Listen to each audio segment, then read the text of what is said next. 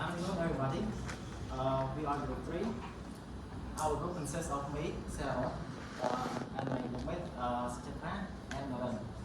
Today, we're going to give you a presentation on the topic of women's inequality within Cambodia. Please do not ask us any question until we finish our presentation.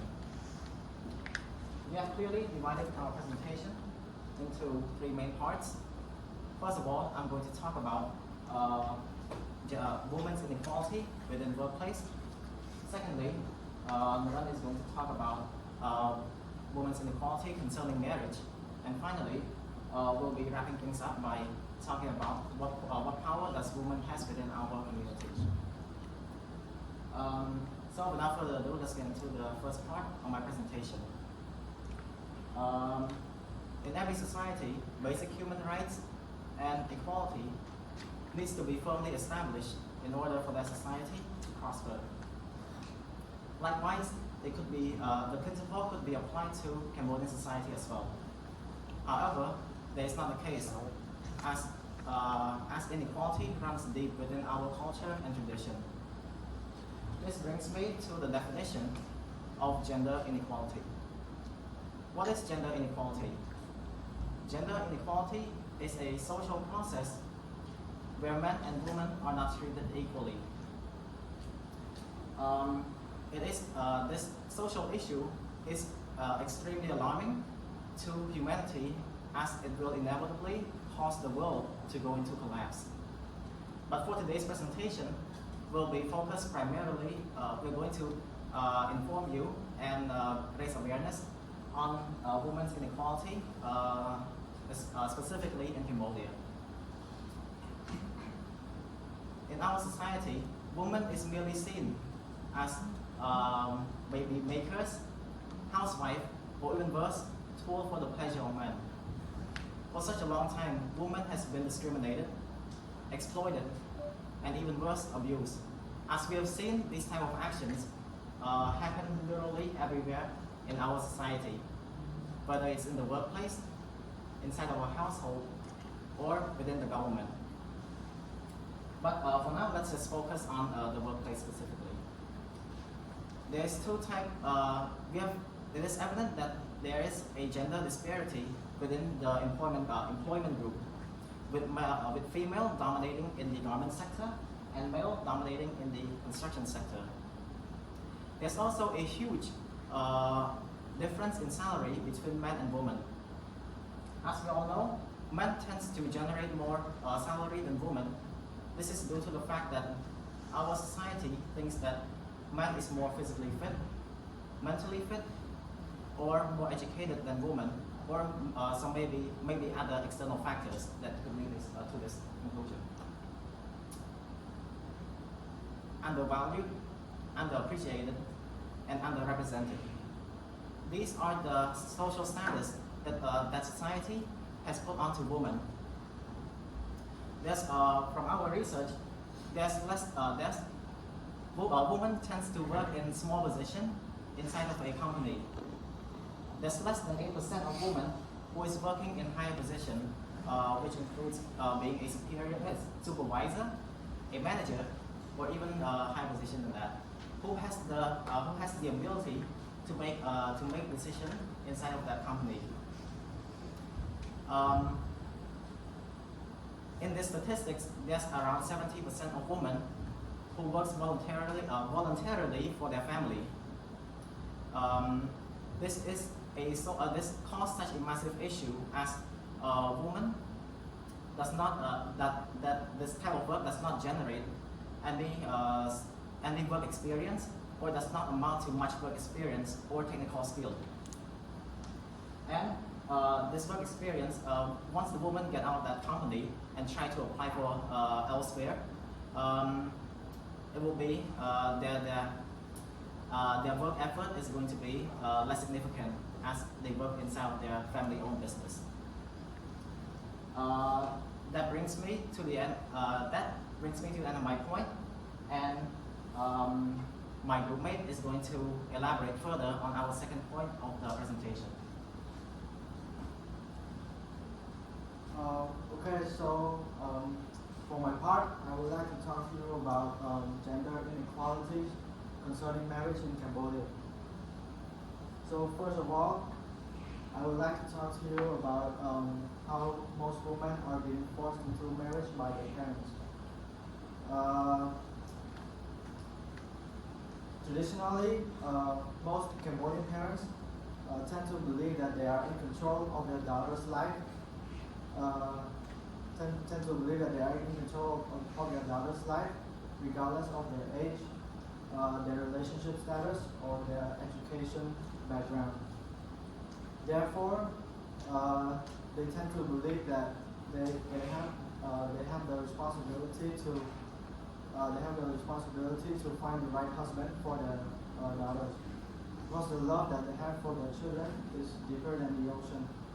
So they will sacrifice almost everything for their loved ones.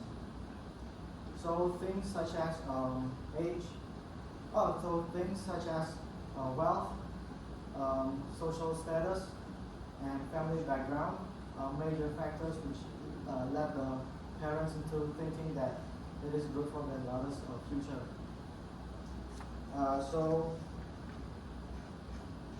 That is why most women are being forced into marriage without their consent. So second of all, I would like to say that most women would stop pursuing their studies after graduating high school. And whereas men, they will continue their studies and pursue and focus on their right career path. The reason for this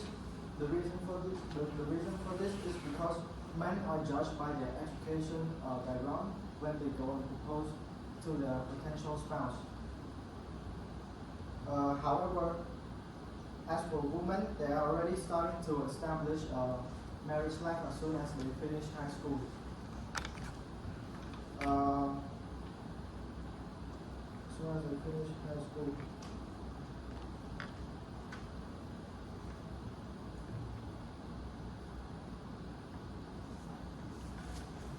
For instance, it is men who are supposed to propose to women.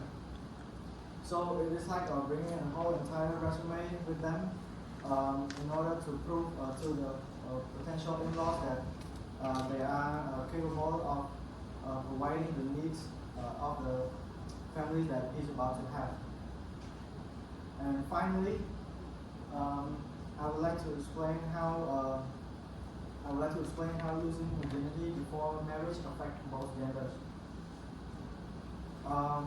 Back in the old days, when women lose virginity before marriage, the society tends to view it differently when men lose theirs.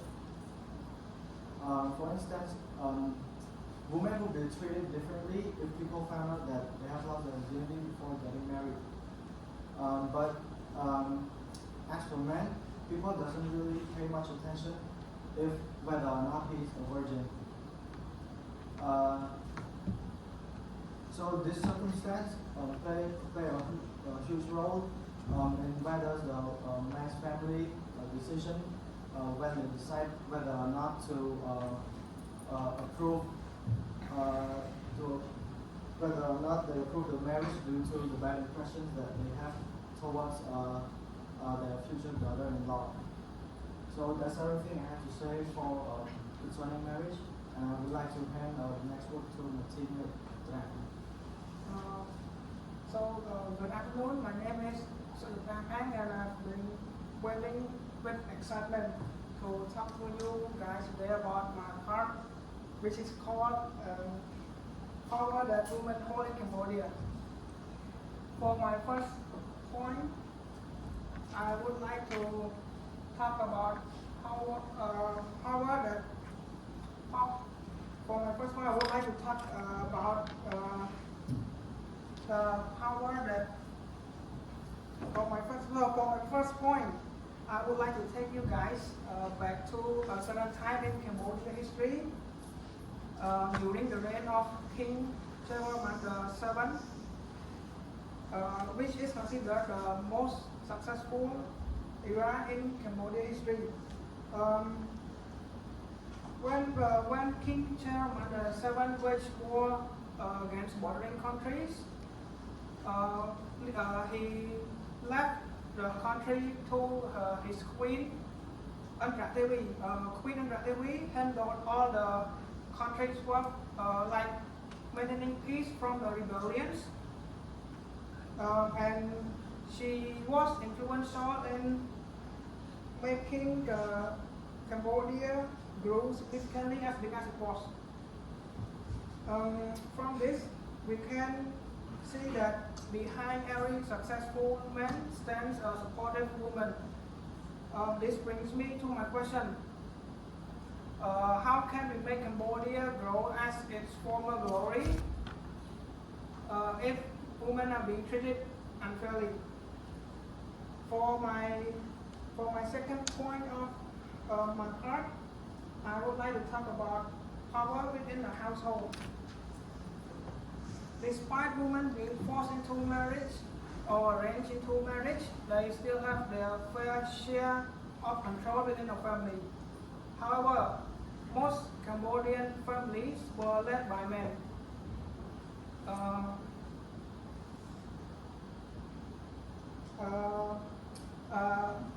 Traditionally, men are chosen to be the head of the family because people think that women cannot handle things that men can. People think that women are soft and cry easily. People think that women are too emotional, that they cannot handle important jobs, since important jobs require mental stability. Moreover, men provide for the family in terms of food, money, and shelter. On the other hand, rather than being the head of the family, women are responsible for financial situation in a family. So this is why it is important for the family to have both mother and father. For the last point of my part, I would like to talk about power within government. Women are not represented well in the government section.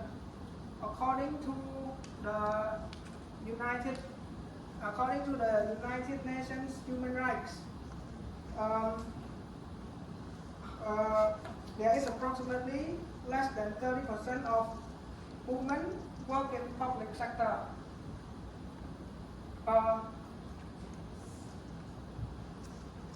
Meaning that most of the people in the government are mostly men. Another thing that I got from the United Nations Human Rights,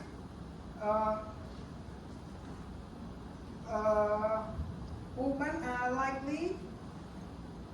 not likely to work in a higher position. For instance, a direct supporting net from for our current Prime Minister are mostly male. Furthermore, from the article published by the United Nations Human Rights, said that in 2008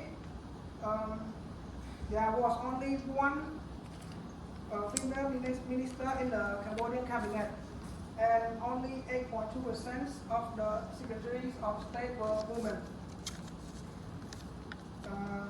This is the end of my presentation concerning power within this is gender equality in power. I would like to summarize by saying that I have talked about inequality in workforce, inequality in marriage, and inequality in power. Thank you for your attention. Are there any questions? If there's any questions, feel free to ask and place our reference. Thank you.